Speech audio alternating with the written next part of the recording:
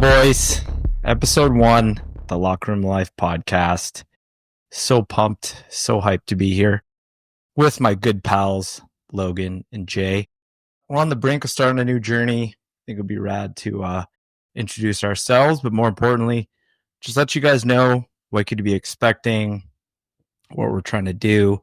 More importantly, just kind of let everybody know we're super excited to just go down this road and share it with everyone. So the biggest thing is we just want to tell the fun stories of hockey in every realm, the locker room, the people, the culture, the community. So yeah, just want to throw it around to my boys and let it fire. Boys, I'm excited to do this. I'm excited to finally get these out here and kind of show the world what we've been cooking up. It's been an exciting time and kind of all of our lives doing this. You'll hear me say it a lot, but it definitely rejuvenates the hockey soul, us being hockey players and kind of building this and getting it started. And I'm so excited for you guys to listen to this first episode. It's going to be filled with a lot of cool stuff and definitely starting with a bang. So I'm excited. Yeah, boys. I'm happy to be here.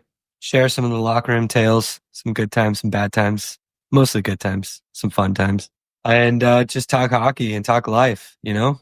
Let's go, boys. Absolutely electric. I mean, as you probably could see from the title, AJ Galante is going to be our guest here, and it's going to be amazing. We're going to kind of dive into his personal life, see what he's been up to since the documentary, and then obviously unearth all those crushing questions that everyone has about all the things that went on there. Yeah, we're super hyped. Like I said, there's just going to be so much information on so many different realms. And our whole takeaway from this is that you listen and just appreciate that hockey is an amazing sport. We are all part of the game. We're still part of the game. We love it just as much as we did when we were playing. But I think right now it's kind of a full circle moment for us. So thank you for taking the time, and we're pumped. All right, guys. So excited to introduce our first guest ever. This man first came into our lives in the amazing Netflix documentary, Crime and Penalties.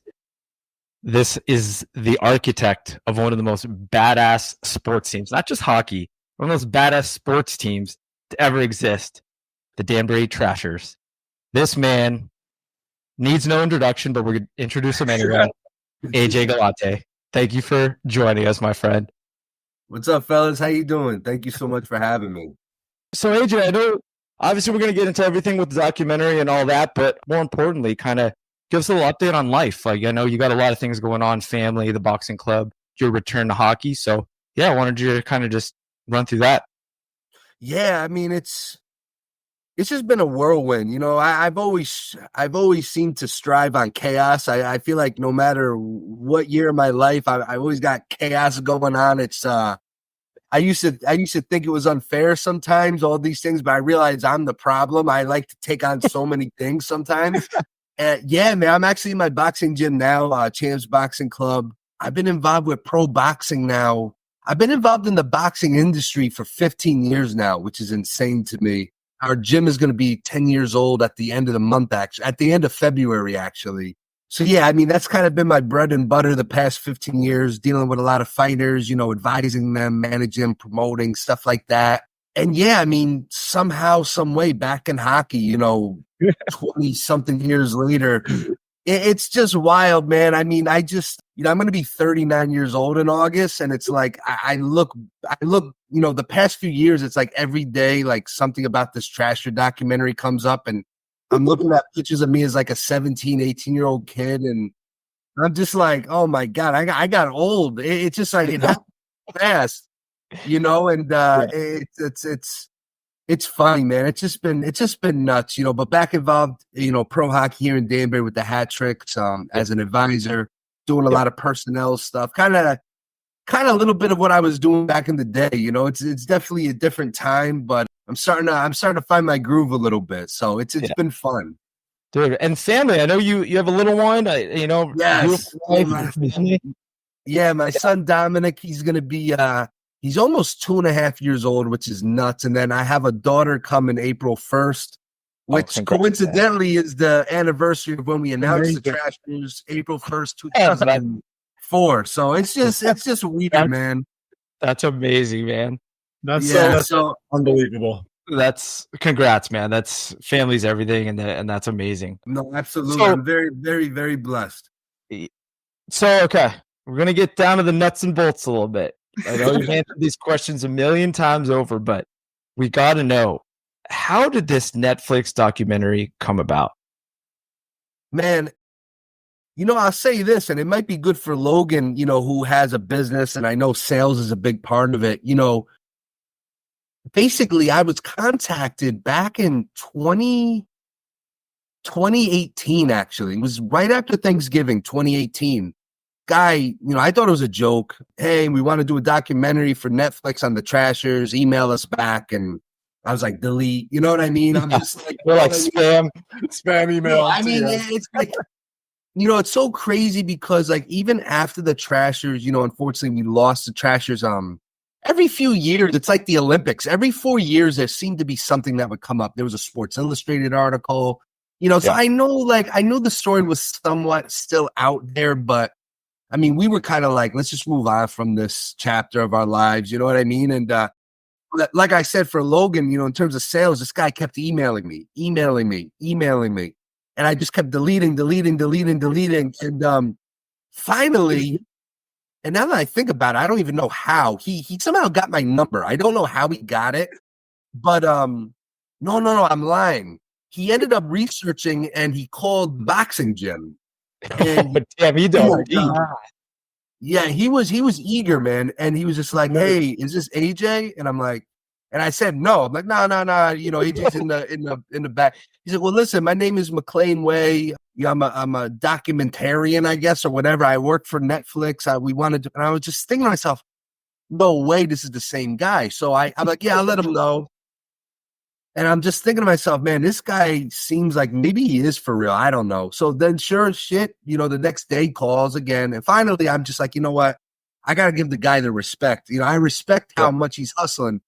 Yeah. So I talked to him. He's like, is this AJ? I'm like, yeah, it's AJ. He goes, I'll never forget this, man. He goes, do you have 60 seconds? I said, yeah. He goes, I'm going to pitch you in 60 seconds. And if you like what you hear, we're going to make the greatest documentary. And if not, I'll never bother you again. All right. So he just, he started, man, like speed talking. He's like, look, we just, me and my brother, we just got contracted by Netflix to start a series called Untold. We got contracted to do 5 stories. We're doing Malice in the Palace, some big names, Chrissy Martin, and we want the Trashers to be in this mix. And he's telling me, we saw the Sports Illustrated article from a few years ago. We have to have this story. So I'm like, listen, man, honestly, there's a lot to the story. I was like, I'll think about it. He's like, okay. He goes, I promise I won't bother you, but I will call you in a week. I said, all right. So I didn't even know if I was going to bring it to my father. And I was thinking about, I was like, man, we just want to kind of like leave this alone, because we don't know. It was just a lot that, there's a lot of good stuff that came from the Trashers and a lot of bad stuff. Not so much the Trashers, but that moment in time. So we weren't sure. And finally, I'm like, well, I got to tell my dad. And I talked to him. And at first he's like, nah, forget it. And then we kind of just thought about it. And he goes, well, he's a young kid. He's younger than me, And he goes, all right. He goes, let me talk to him. I want to talk to him. So I put them in touch. And my dad, I don't know why, he was like, I don't know, I have a good feeling about this kid. He doesn't seem like he wants to sandbag us and this. And next thing you know we just kind of had like a verbal agreement. They flew out from California, I think, and they started shooting the summer of 2019. It was just crazy. They were out here in Danbury for like 3 weeks. They flew in like Brad Wingfield, guys like that. And originally, the series was supposed to come out the next year, the summer of 2020, but because of COVID, it got pushed a year. Here we are, man. It's crazy, but I always respect his persistence. It's just a lesson in life and business. Just don't take no for an answer, and just keep pounding on the door, because eventually they're gonna want to shut you up one way or the other. So just keep pushing that tape, Logan. They're gonna take it one way or the other. You know it. I love that, and I think that's definitely something that our people listening can take away from. just got to be persistent and consistent with everything you do. But building the documentary and everything, kind of wanted to take a step back from that with your dad and everything. I know family, like we just said, family is a really big thing for you. And kind of the story, I'd love for you to elaborate more, just kind of what happened for the Trashers to come to light with your hockey injury, everything like that. I feel like that's a big thing because it shows how much your dad cares for you and wants you to be great and take these next steps in life.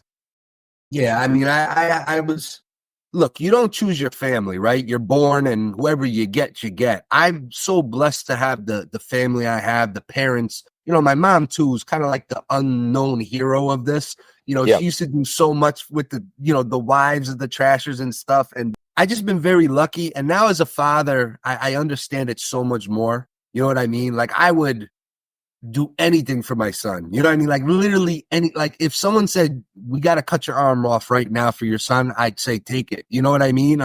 Take the left, not the right. I'm a righty. But, you know, like, so long story short, you know, my dad wasn't a hockey guy.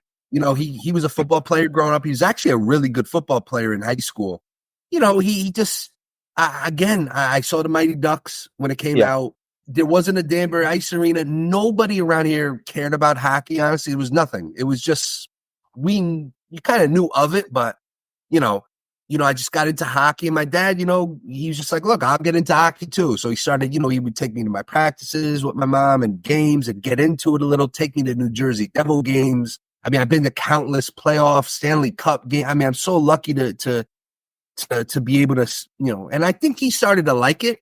My dad's a very competitive guy by nature, you know, between business and, you know, he used to own some race cars actually, you know, in a local track here. He never drove, but he had, you know, he's always a competitive guy. So when I got hurt my senior year, my third game, hurt my knee. That was basically it for me. I mean, I don't know. I was an okay player. I mean, was I going to go on to do huge things? Probably not, but I enjoyed it. And I was, you know, I was a rough and tumble defenseman. That's what I was, you know? And, you know, but you know, I was devastated that I lost out my senior year because I was really like looking to do big things and this and that and try to end it off nice. You never know what could happen. And Of course. you know, then just, you know, again, I know that's it is part of it, why he did it for me, and especially with the injury, helped it and stuff. But I feel like the year before there was some like little hints he was dropping about like wanting to like, do something. Get into the hockey thing, Yeah, like my sophomore year of high school. So we're talking 2001 to 2002. I remember there was a New Haven team in the same league the Trashers was in. That New Haven, which is like 45 minutes south from here, they were about to lose their team. My dad, I learned later on, was trying to save the franchise. It didn't work out. So I feel like as much as you know, I played a role in him wanting to do this. My dad wanted to do something for the city, but he also, I feel like because he missed out on New Haven and he was kind of told no, that just pissed him off to the point where he's like, well, I'm going to start my own then. You know what I mean? Like, I'm doing this. Yeah, he had the medallion, correct? Like he bought the medallion after New Haven folded, correct? Yeah, so I feel like, I don't know, man. He and my dad's funny like that. He'll never admit like I feel like there's a combination of reasons why, but I do know I played a huge role in like him wanting to do it. It was something we could do together, which has always been important to him. And frankly, you know, what better training in business is to There's none. Age thrown right into the fire and you got to learn and figure out as you go, you know? Yeah. That was going to be one of my next questions. So you were doing this all, which is still, I watch this all the time, and Logan and I were talking about this. It's like, it's unreal. This is pre-internet days. Yeah, so yeah. Walk through. I know it kind of touches on the documentary, like you doing player research. Just, I need to know about this whole process because this is just, it's insane. You know, I really, you know, so many people always ask me too, like, how real is the doc? Was there embellishment? I'm like, listen, I'm telling you, it is 99.9% accurate, which I think people resonated with the story because it's authentic. You could feel that it's real. Like we weren't trying to go viral back then. There was no viral. Like we were just doing things. But yeah, for me, dude, I swear to God, you could call me crazy. I'm not lying. Like I would actually play like NHL 04 and like learn like in franchise mode. Like that was becoming like a big thing at the time. Yeah. Like you literally like would, I mean, look, it was so different back then too, those games, but you would get like, you'd get like a grade on like lines and stuff, like the way that compiled. So I'm like, all right, so we'll put power forward here, sniper here. Dude, I swear to God.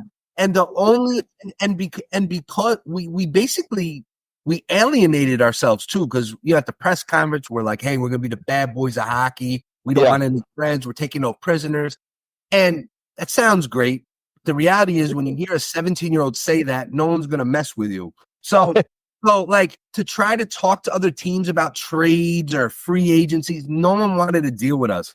So basically, it was like, damn. Well, we probably didn't play that perfectly. But yeah, man, hockeydb.com. I mean, now I know it's like Elite Prospect is the big one.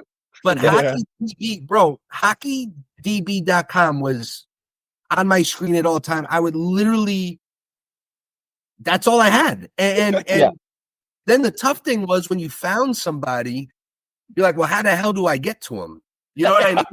And it was just like, I don't know, man. It was like it's weird to think of like the real pre-internet days, which I lived, and it's how did we survive? Like but we figured it out one way or the other. You know what I mean? And I mean, because at that point you're trying to find house lines. You're trying to like email wasn't even really a thing. You're like, I mean, somebody that knows him, that somebody that knows him, and you're like you said, you're 17 years old. They're like, why do you need to contact this guy? Like, who are you? You know, I remember what we ended up doing in the beginning too is I had two buddies, and this wasn't in the doc, but I had two buddies that I grew up with that I was super close with. In the beginning, they would always tag along with me. I mean, they didn't know, they weren't hockey guys at all, period. And I remember looking at the old UHL, they have like the directory books. You know what I mean? And, fans could buy it for like $25. It would tell league information. I would have those two call like the Quad City Mallards friggin' merchandise number. I'd be like, is Coach so-and-so there? And they're like, oh, no, this is the merch. Oh, I'm sorry. I had the wrong number. What's his extension? I mean, we were trying to figure any way possible. And really, once the first domino falls, where you start, it's like LinkedIn now, right? So like once you get one guy, then they connect you to this one, and it's crazy, man. It was just nuts to think about. Yeah, I mean, you did a damn pretty good job. You landed some of the baddest motherfuckers on the planet, and Mike Rup. How in the hell did that happen? I need to know. Well, listen, first of all, I always appreciate, people giving me a lot of credit. Obviously it wasn't just me. We had a team around me too. We all did a good job. But as far as Rupp goes, I swear I actually had nothing to do with that. I remember when like the NHL lockout was a thing in 04 and it looked like at least half the season initially was going to be canceled. I just remember like there was some like rogue agents out there, like putting some of their clients out there. And I just remember seeing on a piece of paper Mike Rupp's name. As a Devils fan, I was like, oh, man, yeah, Mike. I remember just maybe casually, like it wasn't a thought in my head that we were going to get him or go for him, but I just remember saying to my dad, like, oh, Mike Rupp, remember we were at Game 7 of the Stanley Cup a year ago and he had the game-winning goal as like a rookie. And he goes, yeah? I go, yeah. And then that was the end of it. I mean, honestly, I just remember honestly, dude, I had nothing to do with that. I just remember being told like a week later, like, yeah, Mike Rupp's flying into Westchester Airport. And I'm like, and that was like 5 minutes from my college. He's like, yeah, you're going to have to pick him up and bring him to the game. I was ecstatic. I was so happy. I just remember picking him up and he was so confused. And like I can only imagine, man. Yeah, he pulls up because like I'm assuming he thought he was gonna get like a limo or something or a town car. Like I was in like listen to me, I was in a royal blue Escalade, okay, with 24-inch rims. Okay. I mean, this is '04 we're talking. So I was doing it, man. And I was wearing probably like a 3XL New York Knicks jersey, and he comes out, and we joked about this like a few months ago. He comes out, I see him. He's a lot taller than people think. And I just like, oh, Mike Rup. And he looks at me, and I'm assuming he figured I was a fan who recognized him. So and he keeps walking. And I'm like, Mike, I'm AJ. I'm AJ Galante. I'm bringing you to the game. And he's looking at me, and I just remember him being. And one of my buddies who I was mentioning before was with me, and he's looking at us, and I was like, "You want me to take your bag?" He's like, "No, it's all right. I got it." And we get in the car, and we pull out, and we get on 684, going back to Connecticut from New York, and I swear to God, for the first 20 minutes, I'm trying to make like small talk with him. Yeah. And he is so confused. He's looking around and he's just like, I feel like, and I think he admitted to this, I feel like he thought he was getting pranked or something. Yeah. And then like about 20 minutes in, he starts asking me questions. I feel like he was trying to verify. He's like, oh yeah, so we're going to the Trasher game, right? I'm like, yeah, the Trashers. You know, I'm Jimmy's son, and this. He goes, oh yeah, that's right. They said the son was in charge, and we just taught. And when we pulled up to the arena, he was relieved. Like I feel like I don't know. I swear he thought like he was getting set up or something. And we get in there, and he just like I don't know. He just fell in love with the environment, the culture, and everything. And to this day, every once in a blue moon, when I talk to him, we joke about that, but. It was hilarious. You know, I just think about it now, and I'm just like, oh my God, that's funny. That's unreal. We do need to know, who's the guy that you wanted, that you maybe alluded to you a little bit, never got? Was there that one guy that you really wanted? So listen, the NHL lockout, you know, look, my job. So I tell people this, right? Like people are always like, what was the dynamic, you and your dad, or the structure of it? I tell people, like, in baseball terms, I was a starting pitcher. Like, my job was to kind of set the plate up for my dad for him to close it. Like, I would have to sell him the idea of this guy. And then however he closed it. I never dealt with money. I don't know anything about who got what. But I just would set it up and tell him, yes, no, do it. So the NHL lockout, you know, it was a catch-22 because a lot of the minor league guys were pissed that a lot of these NHL guys were like infiltrating. Me personally, I didn't care because it's like my job is to get the best guys available. Yeah. And if they happen to be NHL guys, so be it. And I was like, you know, who cares? These guys. You know, I have to start at the top no matter what. So, dude, you know, we talk about video games, right? Whenever I would play video games, I'd always have 3-4 heavyweights on the team and this, and they'd be on one line. It's crazy. So I said to my dad, I'm like, no, it'd be kind of crazy if we did that shit in real life. So but you did. So we got Stephen Pete, who played for, you know, he just recently passed a few months ago, but he was a big enforcer for the Washington Capitals. We were able to get him through Brad Wingfield because they're both from BC. So I'm like, that's one legit NHL heavy. He's coming. We were going after, I swear to God, Donald Brashear and Georges Larac. We were going after those. Heard that through the grapevine. We were just talking about that. We're like, I know they were in the mix. So Georges Larac, and it's funny because after the documentary, I connected with Georges Larac, and I was like, do you remember us trying to get you? He goes, dude, I'm so mad I never went because he's like, I'm so pissed. I don't know. I don't know. I don't even know if he really played that lockout year, whatever. He was pretty established at that point. Brashear was very close. And at the time, he was a big deal with Philly, polarizing guy. And it was between us and a team in the Quebec League. And he ended up going to Quebec League. That's where he's from. And I don't even want to know how much money they threw at him because, you know, I allegedly heard we were willing to pay a lot to him. Yeah. So it didn't work out, but we had one NHL heavy, and we had Rupp, who wasn't really considered a fighter at the time. Yeah. But he was tough, obviously. So it would have been great to get one of the two, either Brashear or Larac. It would have been something to see for sure. I know that you trying to get those bruisers, but my pops actually played a checking for charity tournament with Frank the Animal Bialois. And I'd love to hear your best Frank the Animal Bialois story. Well, listen, I mean, even before the Trashers, I wasn't a minor league hockey guy. I watched NHL hockey, but I always had heard of Frank the Animal Bialois. It was just one of those things. If you like tough guys, certain guys you would hear. I remember the first year we ended up picking a veteran. His name was Dave McIsaac, a defenseman who played in Philly. Basically, long story short, he was like, hey, the Animal's looking to play. He's looking to skate a little bit. And I'm like, oh, shit. And my dad was like, who the hell is that? And we actually had like a VHS tape of him. And so we put it in, and my dad fell in love with it. My dad and him are still very close to this day. They're very close friends. Awesome. And my dad loved him. And my dad did too.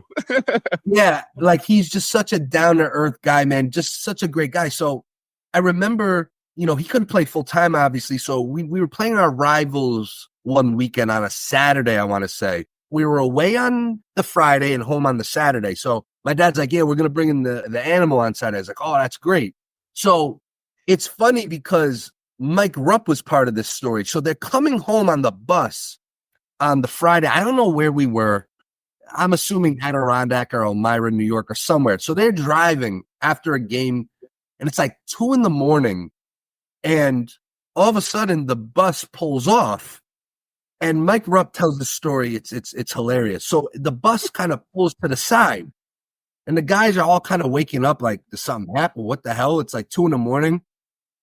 And like literally like in the middle of nowhere. I don't know where they were coming, but all of a sudden the doors open.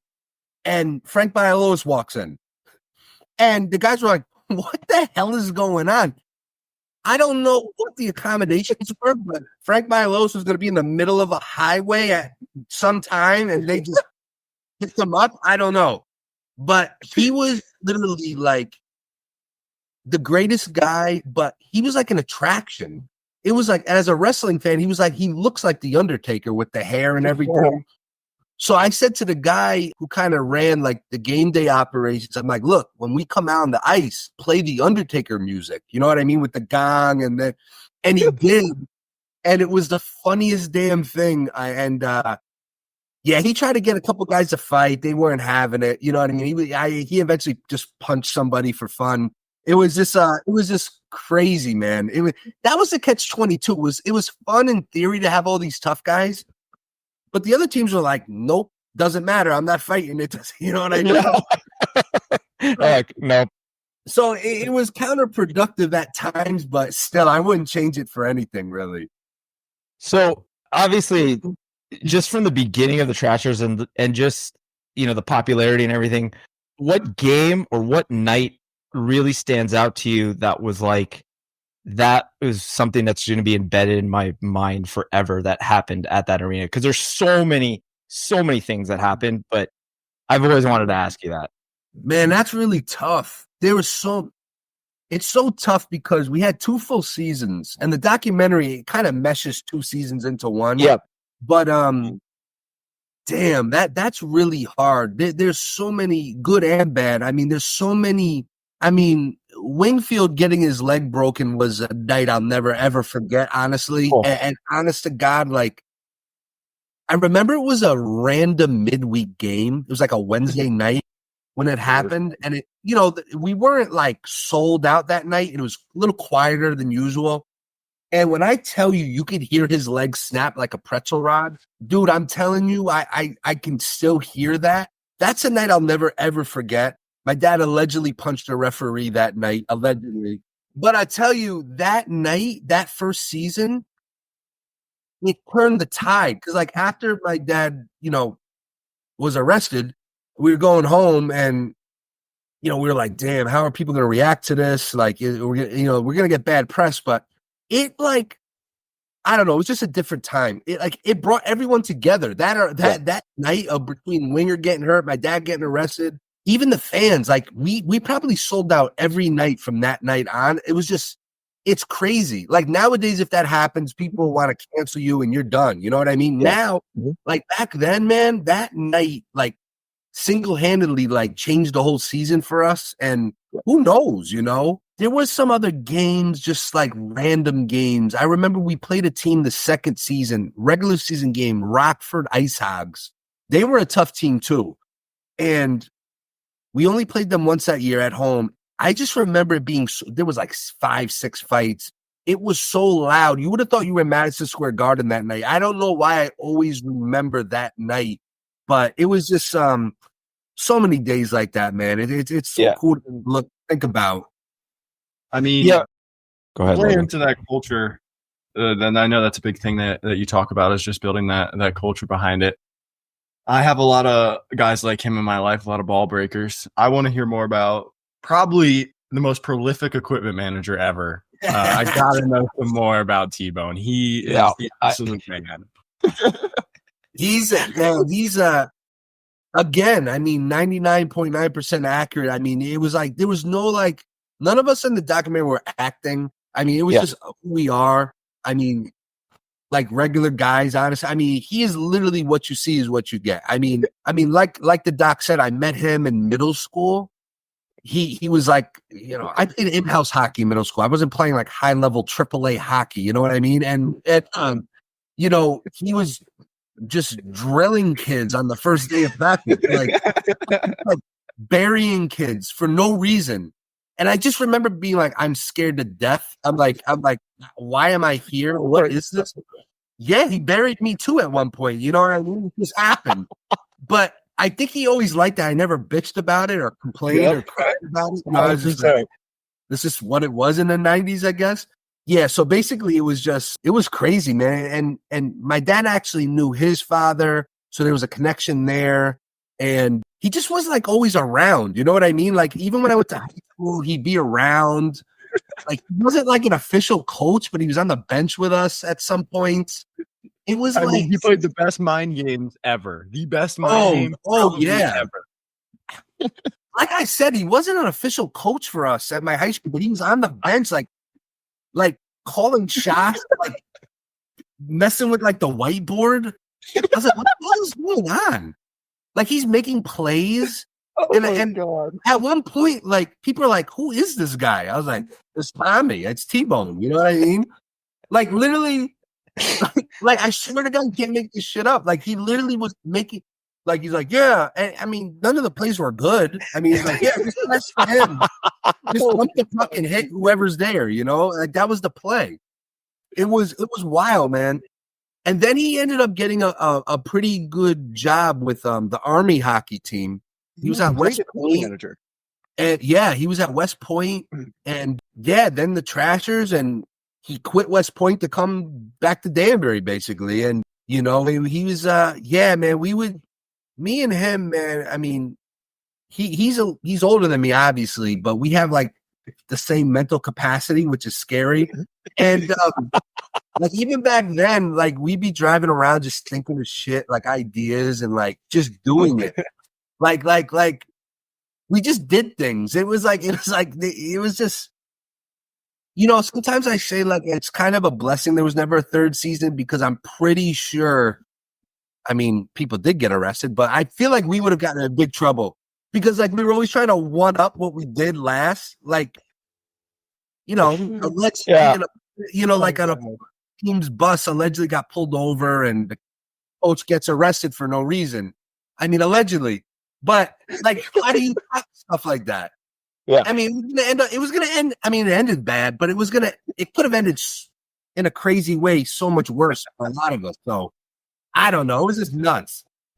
Who is obviously there's so many characters in the doc, but who is somebody that was kind of a beauty that was never really featured or talked about that was on the Trashers that people may not know?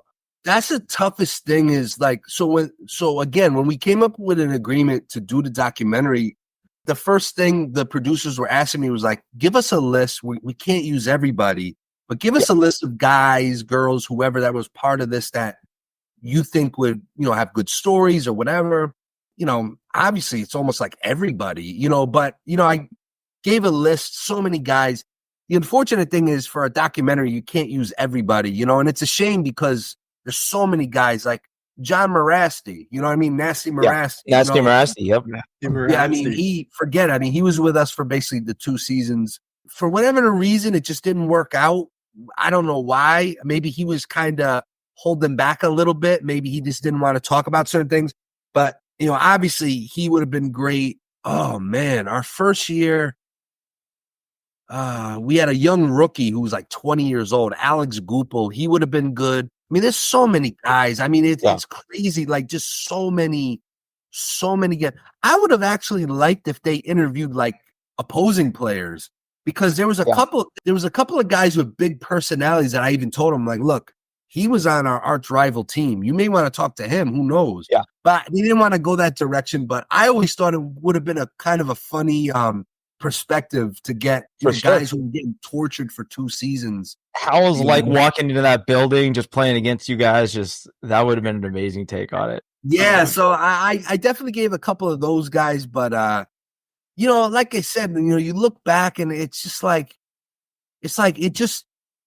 I sound biased, but I just felt like and I'm a tough critic, but I just felt the doc, they had the perfect mesh of personalities. It ended up working out pretty good. That is an absolute perfect segue.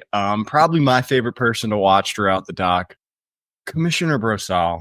It was just what a relationship that he had with, and the respect that he had for you and your father is just like, it may seem like that on paper that he's against you guys, but he really did deep down love you guys. I thought he was the best. I mean, I wouldn't say character because we're not fake characters, but he was the best. I thought he was the best in the whole doc.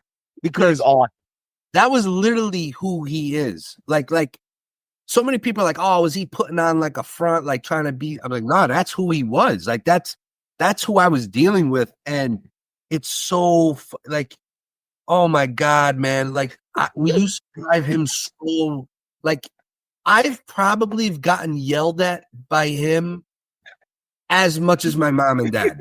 Like in just the 2 seasons that I was involved, like, our games were predominantly weekend games. And then I come home from college on the weekends. And then Monday morning, I go back to New York for college. And every Monday, like on my way to school, like almost on the dot, like 9 a.m.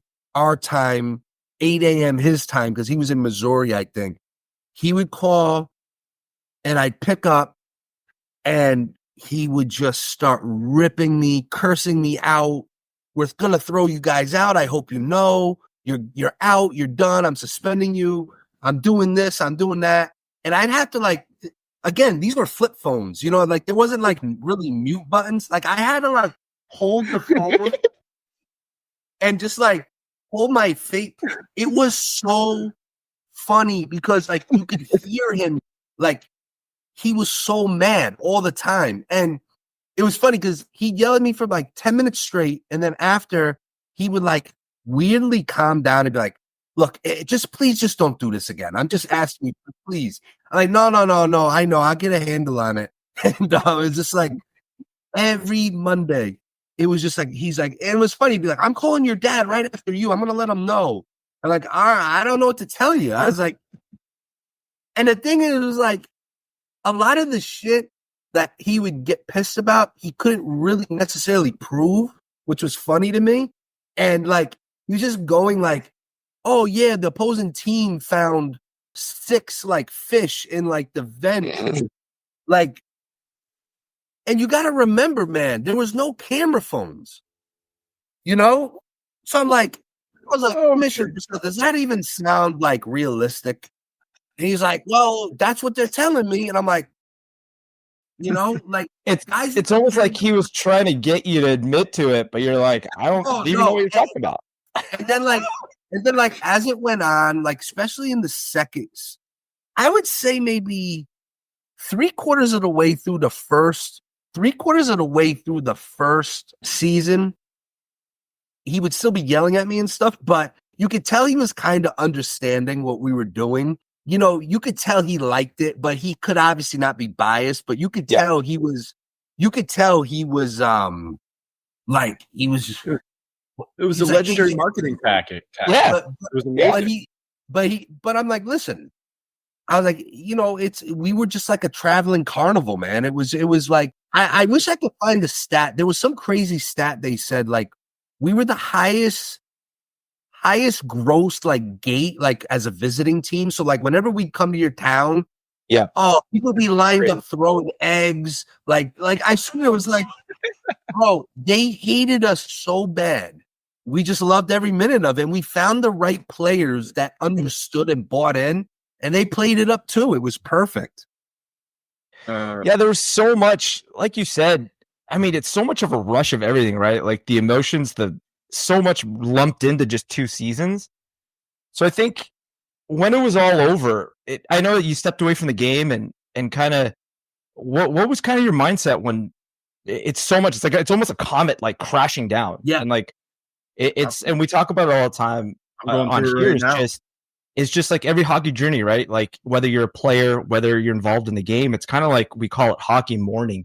It's almost like you're mourning like a death. It's like it's something you love so much, and when it's over, you're kind of like you just don't know how to deal. I mean, Logan and I went through it like playing, and I think that's what I thought was so interesting from the whole aspect of it, because I know you stepped away from hockey for a while. So what was kind of your mindset once it kind of was, damn, this is over? Well, you know, it was a double whammy because not only did we lose the team, but, you know, there was indictments. My dad, a lot of people I grew up, you know, around got arrested, a lot of bads. And it was just like, again, I teach kids too. As fast, as furious as you go up, that's how you go down. You know what I'm saying? So like I tell guys, don't worry about slow progress. Slow progress is really good. Slow progress is sustainable. When you just go from 0 to 100, you're going to go 100 to 0 more than likely. You know, and that was the Trashers. I mean, we were like, you just hit it on the head. We were a comet. We flew and then just, I guess there was no other way for us to go. I guess we had to blow. And like, you know, so many people say like, oh man, wouldn't it have been great if you guys won in the finals the second season? Defending champion team like disbarred from the league like the next year. But I'm like, no, it's perfect. It's perfect because storytelling 101, the bad guy is not supposed to win in the end. And we were the bad guys. Whether we liked it or not, so many people loved us and we did a lot of good things too. But when you want to play that card, you live by the sword and die by the sword. We were the bad guys and we didn't win in the end. But for me on a personal level, getting back to what you said, like it was a double whammy for me because I knew, you know, I had been through stuff earlier in my life. Like I knew my dad was going to go away. You know, it took 2 years from then, but you know, it was like, damn, we're like, you lose such a big piece of your life. And then on a personal level, you know, we're going through family trauma now with all this stuff again. And people I knew growing up, a lot of guys I've been around. It was really tough. It was depressing. I wouldn't say it was mourning. For me, it was like a bad breakup. So like, it was almost like I got cheated on and I'm like, and hockey didn't do it to me. But in my mind, the only control factor I had was screw hockey. I hate hockey. I don't want to see hockey again. I stopped watching the Devils. I stopped watching the NHL. I literally like tried to, because I learned like, you know, we all think we control so much in our lives and we don't. So I felt like me shunning hockey was the only control I had because I wasn't going to keep my dad from going to prison or guys that I knew, or I wasn't going to get back. I wasn't going to start my own team. You know what I mean? So I was like, the only control I had is to kind of lock this away. And I really wanted nothing to do with hockey ever again. And that kind of goes back to like when McLean and them from Netflix were calling me, I just delete, cancel. But he kept going. And, you know, it's crazy how the world works, man, is, you know, I tell a lot of the young kids I mentor here in this gym, I tell them like, look, what I've learned in life is not everything is a life sentence. Okay. Yeah. And you know, we go through so many weird waves in life, and you know, I feel like I'm 70 years old sometimes, honestly. It's just so much stuff. But, you know, during the filming of the documentary, it was forcing me to go back to my home videos, watch some of the old stuff, and all of a sudden you're starting to smirk a little. It's like, oh, that's funny. And then, like, you know, you start looking for the old guys on Facebook, friend requesting them. Oh, AJ, how you been? You know, this, that. And then, like, slowly but surely, I'm like, I put on a Devil's game, and I'm like, you know, I'm watching, and I'm like, all right, you know, it's kind of cool, you know, and you know, before you know it, you know, you're back. You're back, you know, and what's meant for you is meant for you, truly. And God and the world works in so many weird ways. And, you know, as much as you think you control the narrative, you don't, you know, what's meant to be is going to be, you know? Yeah. I couldn't agree with that more. And glad that Best Damn Tape could supply some tape for you for your first time back on the ice. Oh, hell yeah. Yeah. Oh, man. You talk about nervous. So like last year I wasn't involved with the Hattricks at all in any capacity, like professionally. I just would go to the games and try to show support. And there's these guys called Club 93. It's a local organization here. These older gentlemen, probably most of them are in their 50s, and their goal is to play hockey till they're 93 years old.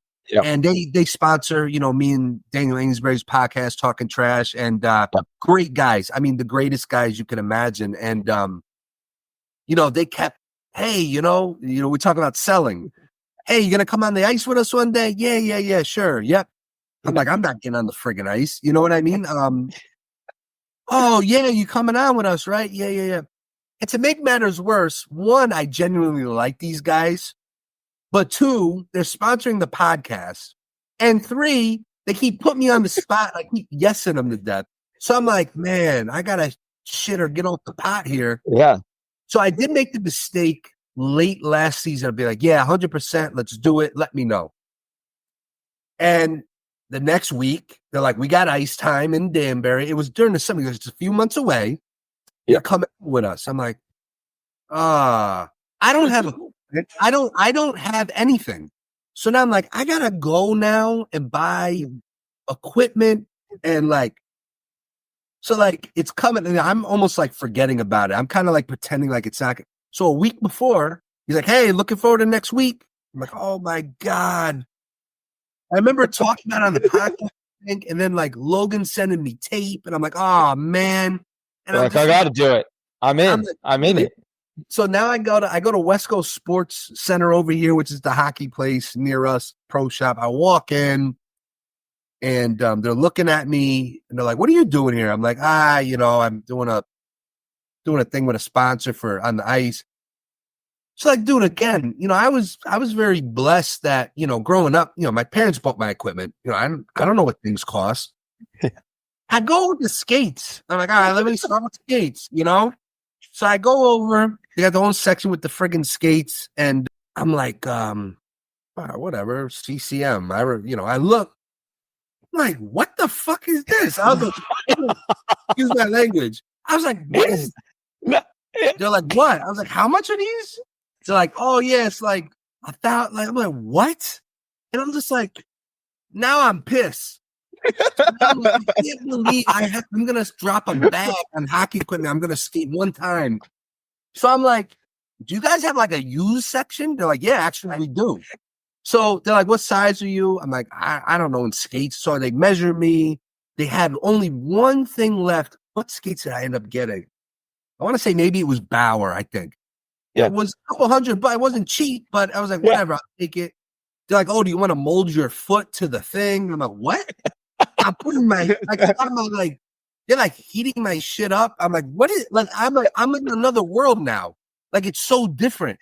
Like, I remember playing with like a Coho hockey stick. Those things were wood.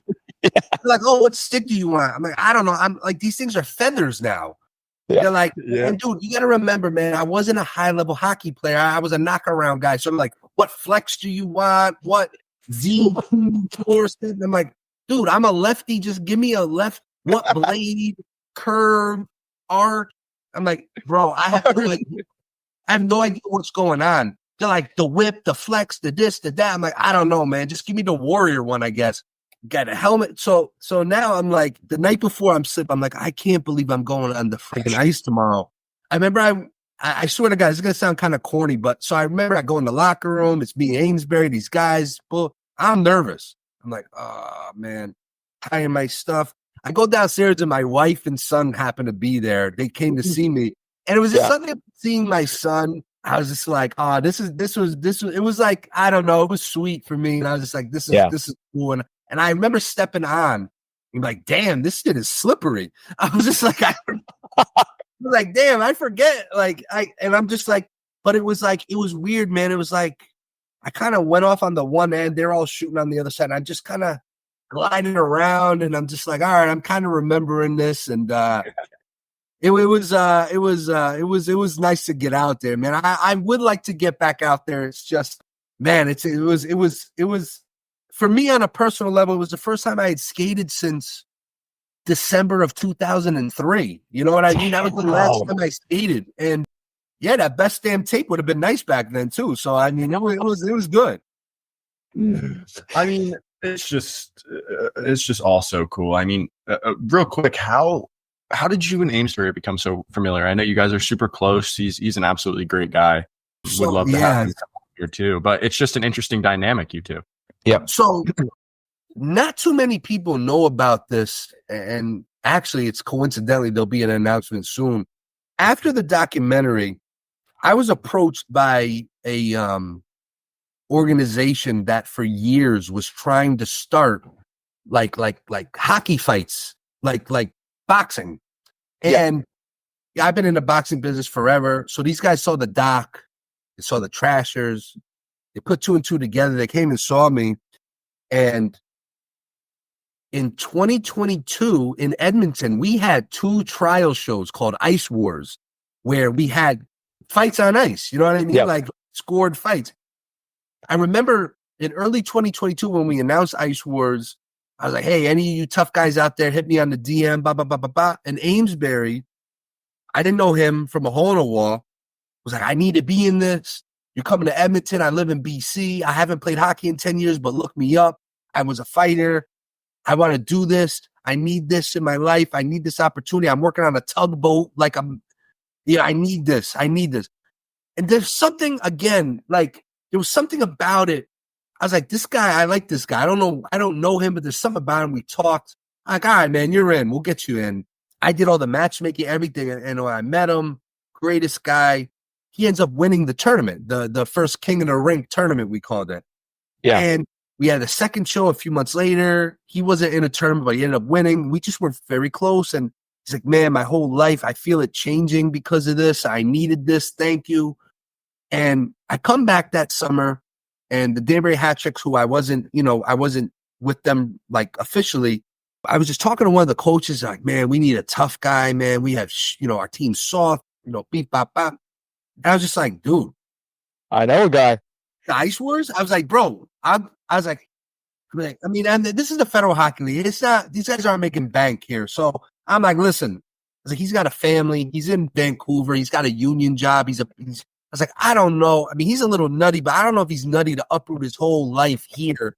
I was like, but I tell you right now, this kid is a trasher. He'll take over this whole town. Sure as shit, I gave him the guy. Ames called me like 2 days later. He's like, yo, I'm coming to Danbury. I said, what? He goes, yeah. He goes, I'm coming. And I was just like, man, this guy's nuts, but he goes for it. He's like, yeah. I quit the job. We're packing up. I'm coming. I need it. And he drove all the way to Danbury. And I told people, you guys have no idea what's coming. This kid is a throwback. And he just took things by storm.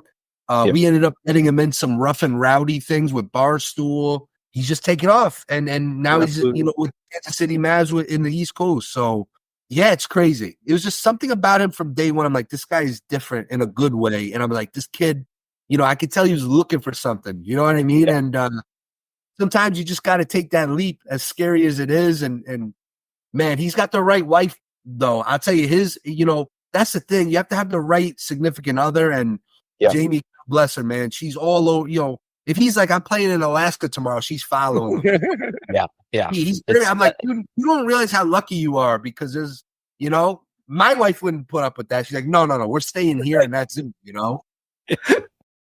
So this new role, the new role with the Hattricks, I know it's something you're kind of big, kind of return back. So what are your daily duties? Like what's the deal?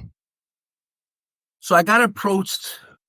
So the guy that basically was the coach and GM of the Hattricks for the past 3-4 years ended up getting a job in the East Coast League late in the offseason. Like I'm talking late August. And it kind of put the franchise here in a tailspin because he kind of wore, no pun intended, all the hats, right? He was recruiting players, he was coaching this. So now, the franchise was kind of in, chaos mode because it's like, where are you going to find like a really good coach available like a month from the season, really? You know what I mean? So I got approached. They had me come down and they were like, look, we're going to try this out this season. We're going to go. We got 2 guys who are our captains going to be like player coaches and our goalie coach is going to be the bench coach / GM. But we want to bring you in, to work hand in hand with the GM basically. So I'm like, at first I'm like, oh my God. Like, I was just like, I can't believe this, and like, I just was like, the thing with me is, man, I have such an obsessive personality.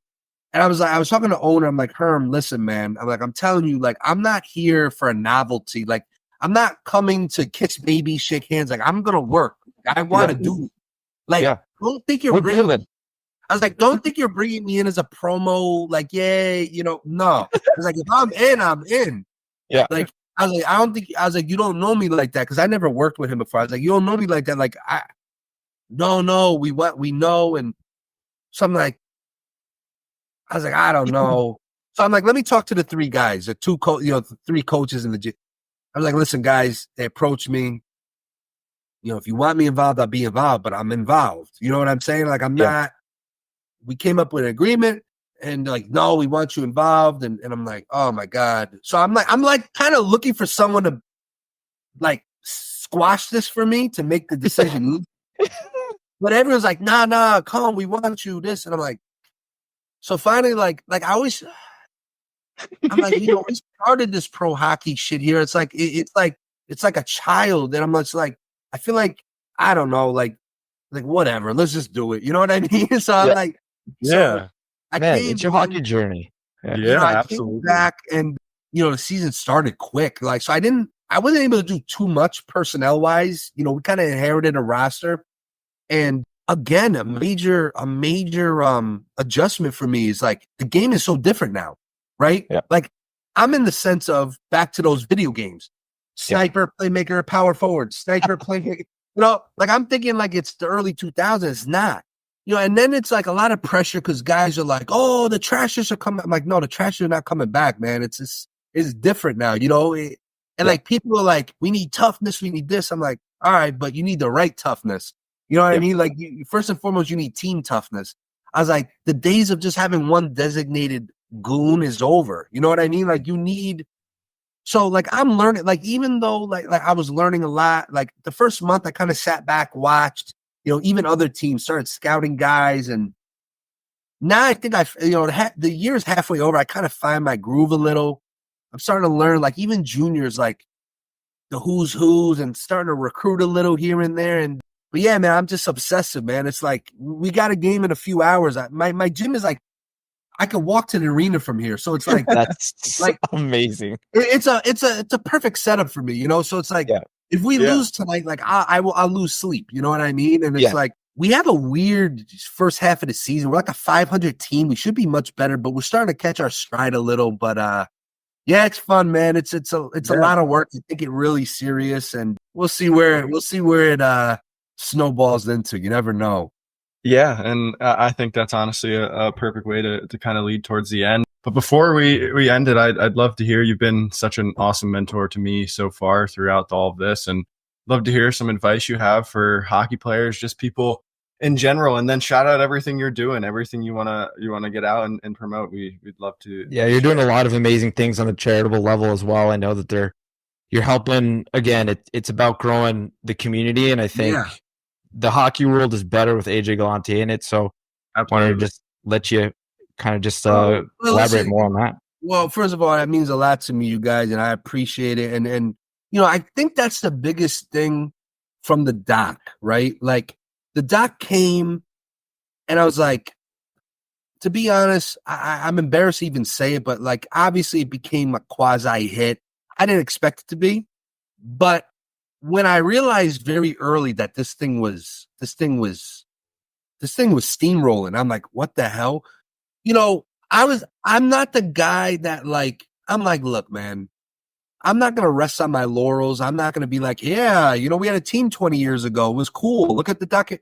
I'm like, let's just use this thing to springboard to do other good things. You know what I mean? And, as I've fallen back in love with the sport, one thing I've learned, because I've been out of it for so much is, man, hockey's almost too serious. Like these kids, like I played in-house hockey. I used to look forward to going to games, messing around. Yeah. Everything now is so damn serious. Like life or death games. And like, oh, we got to get on this AAA team. We got to get to the USHL. If we don't, we're not going to get a D1 scholar. I'm watching these kids now. I've gotten slowly back into it. I'm like, man, these kids are under a lot of pressure, man. You know what I mean? And it's like, so I'm starting, it's not done yet, but I am starting a nonprofit called the Danbury Trashers Legacy Foundation. And one of the things I want to do with that, I want to bring back friggin' in-house leagues. I want to bring back like rec leagues. You know what I mean? I know in Danbury, everything is super serious. Make hockey fun again. Yeah. I want to bring back like rec leagues. I want to get into street hockey a little heavy. I started on the street. There was no ice. Like I played up the driveway. I went from foot to rollerblades. I want to get into that because like, look, that's what a trasher is. An underdog guy or girl, or, maybe a kid who can't afford it. Maybe a kid who's scared to go on the ice. I mean, look, I'm watching them now. I got a lot of tough young inner city kids here boxing who, when the doc came out, was like, man, hockey's kind of cool. They can't afford it. And aside from not affording it, they're scared. They don't want to go on the ice. They're like, so I'm like, look, let's start these kids how I started, on the street. You know what I'm saying? Like, I feel like more rec leagues, more fun. You know what I mean? Yeah. Like I couldn't agree more. Yeah. It's so like I watch from afar. Like I'll go to the game tonight, and 2 hours before the game, there's going to be some high level game going on, whether it's the Null, whether it's AAA, and it's stuffy, man. It's tight. It's like parents are out of their minds, and I'm just like, what the hell is going on? I mean, maybe it was like that when I was younger, but I never played high level. But I don't know, man. I think there's a place for the fun. You know what I mean? There's a place for it. And that's what I'm hoping to do because, that's what the Trashers were, man. We were a community. We were for everybody. I mean, you go to a Trasher game, you had felons sitting next to dentists, teachers, and for those 3 hours, like everyone loved, like it was crazy, man. Everybody was together.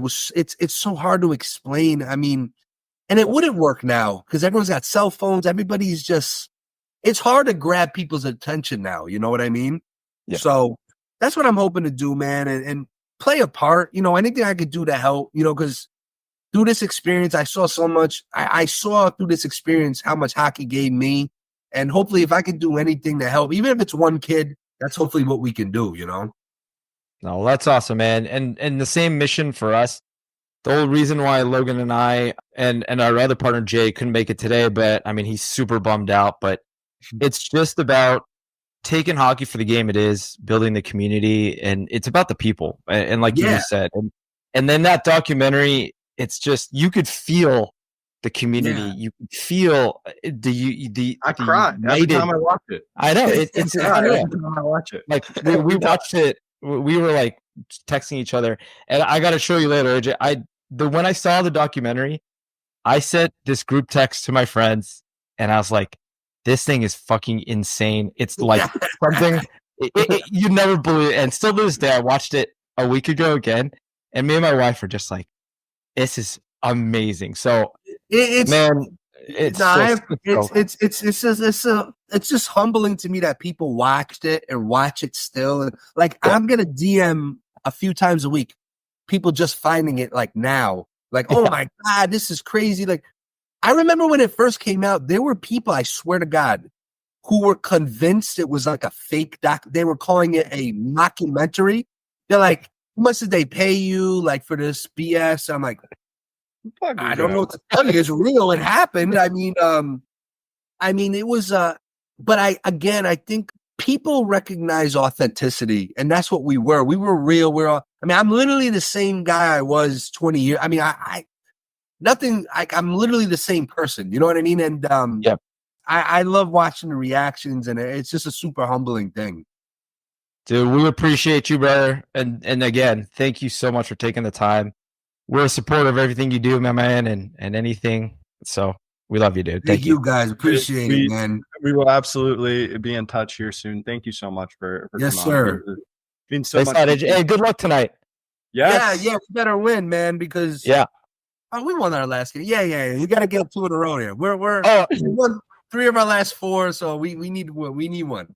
I got to throw this in before my buddy Ty Azadi, my buddy he was playing for the Null team, the Danbury Hattricks, and he just got traded. I texted him last week. I just saw that online. Yeah.